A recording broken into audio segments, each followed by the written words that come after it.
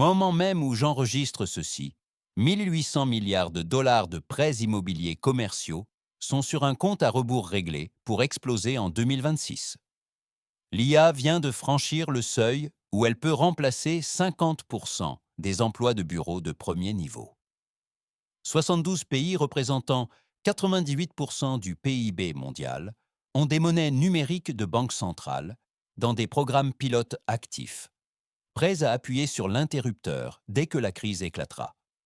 Ce n'est pas une autre récession où les marchés plongent et se rétablissent. Ce sont plusieurs systèmes catastrophiques qui entrent en collision simultanément. Et au moment où CNN diffusera un reportage spécial à ce sujet, votre fenêtre de préparation sera fermée. Je ne parle pas des chiffres de l'inflation ou des corrections boursières.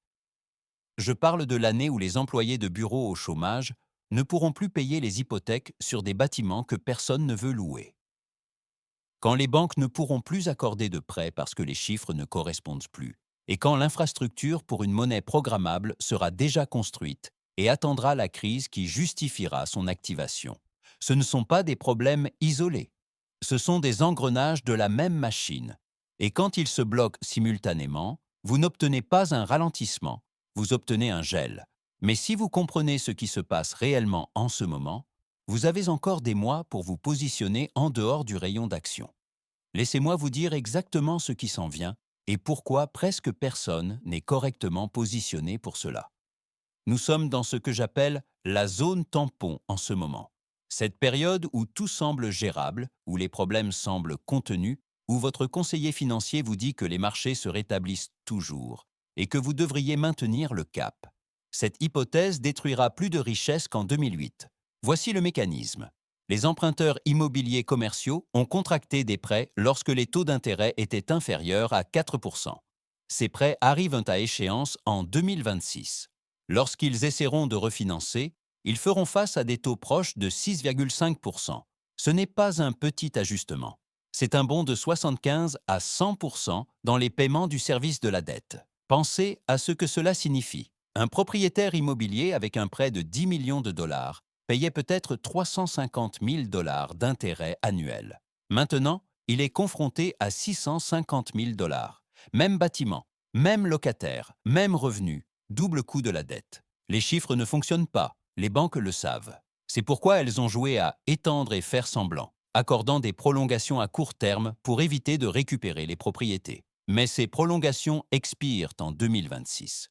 La réalité frappe les bilans. Et quand environ 10% de ces hypothèques arrivant à échéance concernent des propriétés de bureaux qui ont perdu une demande permanente à cause du travail à distance, vous observez des valeurs s'effondrer en temps réel. Cela ressemble-t-il à un problème qui se résout tout seul? L'activité transactionnelle devrait rester stable jusqu'en 2026 et 2027. Cela représente 2 années complètes de marché gelé pendant que les actifs en difficulté s'accumulent. Les banques qui détiennent ces prêts, ce sont vos banques, celles où sont vos dépôts. Maintenant, ajoutez ce qui arrive à l'emploi, car c'est là que cela devient mortel. Dario Amodei, le PDG d'Anthropic, qui construit l'IA qui remplace les travailleurs en ce moment, a averti que l'intelligence artificielle pourrait éliminer 50% de tous les emplois de bureau de premier niveau au cours des 5 prochaines années. Ce calendrier n'est plus théorique. D'ici 2027, l'automatisation par l'IA atteindra une masse critique dans la finance, l'administration de la santé et la fabrication. Ce ne sont pas des emplois d'usine, ce sont les carrières à partir desquelles les jeunes de 22 ans construisaient des vies de classe moyenne. Analystes juniors, associés, coordinateurs, les points d'entrée qui créaient de la stabilité. Ils disparaissent et le chômage pourrait atteindre 10 à 20% lorsqu'il s'accélérera. Alors, demandez-vous ceci. Qui paiera ces hypothèques immobilières commerciales lorsque les immeubles de bureaux seront vides et que le chômage montera en flèche? Qui remplira les appartements lorsque les licenciements frapperont? La boucle de rétroaction devient auto-renforçante. L'immobilier s'effondre, les banques perdent du capital, les prêts se resserrent, le chômage augmente, la consommation diminue et le système entier se contracte plus rapidement que les politiques ne peuvent réagir. Et voici ce qui rend 2026 différent de toutes les crises précédentes. L'infrastructure de contrôle est déjà construite. 72 pays, sont actuellement dans des phases avancées de MNBC. 49 programmes pilotes actifs dans le monde. Le dirham numérique des Émirats arabes unis sera lancé fin 2026.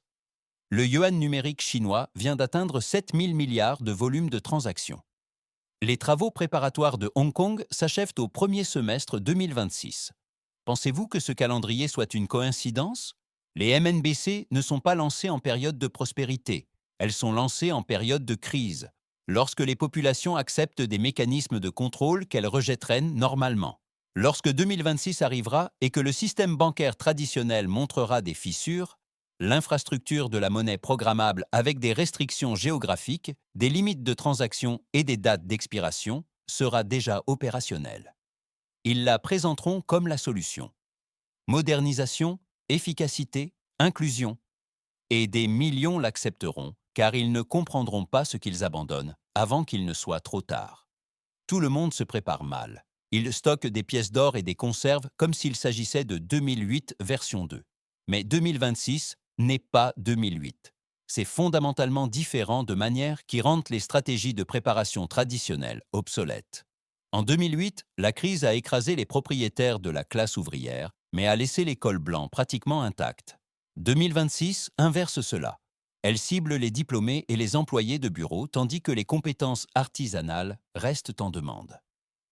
Les diplômés en informatique sont maintenant confrontés à un taux de chômage de 6,1%, près du double de celui des étudiants en philosophie. Pensez-y. Les carrières sûres ne sont plus sûres. En 2008, la crise s'est déroulée sur 18 mois. Vous aviez le temps de réagir. La destruction d'emplois par l'IA pourrait se produire presque du jour au lendemain. Il y a un seuil où l'adoption devient économiquement irrésistible et des départements entiers disparaissent lors des appels de résultats trimestriels. Pas d'avertissement lent, juste disparu. Et en 2008, les gouvernements ont improvisé des réponses. En 2026, la réponse est préconstruite. Les systèmes de paiement numérique testés, les pilotes de MNBC affinés, prêts à être activés au moment où les systèmes traditionnels montreront des signes de stress. Ils ne devinent pas. Ils exécutent un plan. Alors, à quoi ressemble réellement une préparation intelligente lorsque l'on comprend ces différences? Laissez-moi vous donner des stratégies qui opèrent à un niveau que la plupart des gens n'atteignent jamais. Premièrement, créez une redondance hors ligne pour votre vie numérique critique. 10% de tout ce qui vous permet de fonctionner doit exister complètement en dehors des systèmes connectés. Clés de portefeuille crypto, informations bancaires, documents d'identité, contrats commerciaux, liste de clients. Lorsque les systèmes plantent ou que l'accès est restreint, cette clé USB devient plus précieuse que votre compte de courtage auquel vous ne pouvez pas vous connecter. Deuxièmement, construisez une optionnalité juridictionnelle sans avoir besoin d'une collection de passeports. Vous n'avez pas besoin de la double nationalité. Commencez par établir une seconde adresse financière légitime dans une juridiction réglementaire différente. Cela pourrait être une boîte postale commerciale dans un endroit stratégique ou une structure de nomade numérique. L'objectif est d'avoir des options lorsque les mouvements sont restreints. Troisièmement, développer ce que j'appelle la pile de revenus antifragile. 3 sources de revenus dont l'une survit au confinement, l'autre s'adapte pendant la crise et l'autre opère à l'échelle mondiale. La plupart des gens construisent leur richesse en supposant la normalité. Vous devez construire en supposant l'interruption. Des compétences physiques qui ne peuvent pas être automatisées. Des produits numériques qui s'adaptent au chaos. Une expertise qui devient plus précieuse lorsque les systèmes tombent en panne. Quatrièmement, cultiver des réseaux capables de gérer les crises. Pas seulement des contacts, des alliés. La nouvelle élite ne sera pas définie par qui a de l'argent car l'accessibilité de l'argent devient discutable lorsque les systèmes se figent. C'est qui a des cercles résilients avec des capacités diverses et une vraie colonne vertébrale. La plupart des gens collectionnent les connexions LinkedIn. Vous avez besoin de personnes avec des compétences, une pensée indépendante et du cran. Cinquièmement, établissez des sanctuaires de données en dehors de l'infrastructure grand public. Nous entrons dans la finance de surveillance où chaque transaction porte des métadonnées. Utilisez un stockage décentralisé pour les fichiers sensibles, des coffres-forts cryptés pour la documentation des actifs, une présence partagée sur plusieurs plateformes. Lorsque l'accès financier devient conditionnel, Avoir des actifs que le système ne voit pas devient stratégique. Sixièmement, développer l'autonomie d'attention comme une véritable discipline. Lors de chaque effondrement historique, les personnes qui ont maintenu une pensée claire pendant que d'autres paniquaient ont pris des décisions asymétriquement meilleures. Commencez à pratiquer la détox numérique non pas comme un bien-être, mais comme une préparation. Votre souveraineté mentale est une infrastructure défensive. Et oui, évidemment, détenez de l'or, de l'argent, du bitcoin, en faisant circuler les liquidités entre les banques. Mais si c'est tout ce que vous savez, vous jouez au jeu de base du survivaliste, tandis que d'autres opèrent à 3 niveaux plus profonds. Laissez-moi vous montrer ce que font réellement les personnes ayant de vraies informations, car leur comportement révèle mieux les attentes que toute prévision. Elles mettent en œuvre des stratégies de migration en cas de crise autour de l'optimisation fiscale, déplaçant leur domicile et leur structure avant que la transition ne rende cela coûteux ou impossible. Elles acquièrent des positions dans les infrastructures de services publics, des droits d'eau attachés à des terres agricoles, spécifiquement parce que l'accès aux ressources devient une monnaie réelle lorsque les systèmes financiers sont douteux. Elles achètent de la dette stratégique dès maintenant, avant que l'inflation ne la rende potentiellement presque gratuite à rembourser en monnaie dévaluée. Certains exécutent comme des modèles d'AI personnels sur des GPU hébergés en privé, plutôt que sur des services de cloud, maintenant une capacité technologique qui ne dépend pas de plateformes pouvant être restreintes. L'Abu Dhabi Investment Authority a triplé sa position en Bitcoin. Pas réduite, triplée. MicroStrategy continue d'acheter à chaque baisse. Ce ne sont pas des vendeurs paniqués de détails. Ce sont les gens qui font bouger les marchés. Et ils s'approvisionnent pendant que tout le monde fuit. Ils n'amassent pas d'argent. Ils se positionnent pour le contrôle des systèmes essentiels. Indépendance énergétique, sécurité de l'eau, capacité de production alimentaire, options de mobilité. Pendant que les investisseurs de la classe moyenne lisent des articles sur la couverture contre la récession, les personnes ayant une richesse réelle construisent une infrastructure de sortie. Elles comprennent que 2026 ne consiste pas à protéger la valeur du portefeuille. Il s'agit de maintenir l'autonomie lorsque les systèmes qui ont permis la liberté sont remplacés par des systèmes qui permettent le contrôle. Cela semble-t-il extrême ? Pendant la Grande Dépression, des familles urbaines mangeant des macaronis et se partageant une boulette de viande à 8 personnes avaient des maux de tête à cause de la faim. Pendant ce temps, Helen Bolton travaillait dans une ferme du Nebraska et disait que sa fille n'avait jamais eu faim parce qu'elles avaient de la viande en conserve, des poulets, du lait, du pain fait maison. La différence n'était pas l'emplacement, c'était l'autonomie contre la dépendance au système. Avance rapide jusqu'en 2008. La tactique de survie la plus courante était d'éviter complètement le marché du travail. Les milléniaux ont inondé les écoles supérieures, attendant la tempête tout en accumulant des dettes qu'ils paient encore. Cela n'a fonctionné que parce que le système fonctionnait encore. Les prêts étudiants existaient. Les écoles étaient ouvertes. L'infrastructure tenait. Que se passe-t-il lorsque ces soupapes de sécurité n'existent plus? Lorsque la réinitialisation arrive et que les options traditionnelles ne sont pas disponibles, vous avez intérêt à avoir construit quelque chose en dehors du système. Vous n'avez pas besoin de 100 millions de dollars pour jouer intelligemment. Vous devez cesser de penser comme un consommateur dans un système en déclin et commencer à penser comme un bâtisseur souverain. Premièrement, reconnaissez qu'il s'agit d'un positionnement systémique, pas d'un timing de marché. Vous ne prédisez pas la semaine exacte où tout s'effondrera. Vous construisez une infrastructure qui vous rend résilient quel que soit le moment. Difficile à annuler, difficile à censurer, difficile à faire s'effondrer. Deuxièmement, empilez les défenses en couches. Souveraineté numérique plus résilience physique. Réseaux locaux plus mobilité globale. Actifs traditionnels plus réserve de valeurs alternatives. Compétences qui ne peuvent pas être automatisées, plus systèmes qui évoluent. Pas de point de défaillance unique. Troisièmement, apprenez à lire les schémas de crise et agissez avant que les médias ne créent de la concurrence. Au moment où CNN diffusera le spécial, le positionnement facile aura disparu et la foule sera là. Observez ce que font les fonds souverains, pas ce que l'on dit aux investisseurs de détail de fer. Les actifs qui vous protègent partagent de 3 caractéristiques: une valeur intrinsèque indépendante des décrets gouvernementaux, une offre limitée et difficile à confisquer ou à dévaluer directement. L'offre de Bitcoin est plafonnée à 21 millions mathématiquement. L'or augmente de 1 à 2% par an grâce à l'exploitation minière. L'immobilier productif génère des revenus, les actions d'entreprises qui contrôlent des actifs réels. Ce ne sont pas des paris spéculatifs, ce sont des positions défensives. Lorsque l'offre monétaire augmente plus vite que la production économique, les prix nominaux augmentent. Vous voulez posséder les choses dont le prix augmente, pas la monnaie dont la valeur diminue.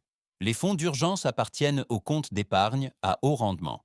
Au-delà de cela, l'argent liquide est un actif qui se déprécie. Si vous êtes en obligation, comprenez que vous prêtez de l'argent qui sera remboursé en monnaie dévaluée. C'est une perte garantie si l'inflation dépasse le rendement. La fenêtre pour établir ses positions se rétrécit plus rapidement que la plupart des gens ne le réalisent.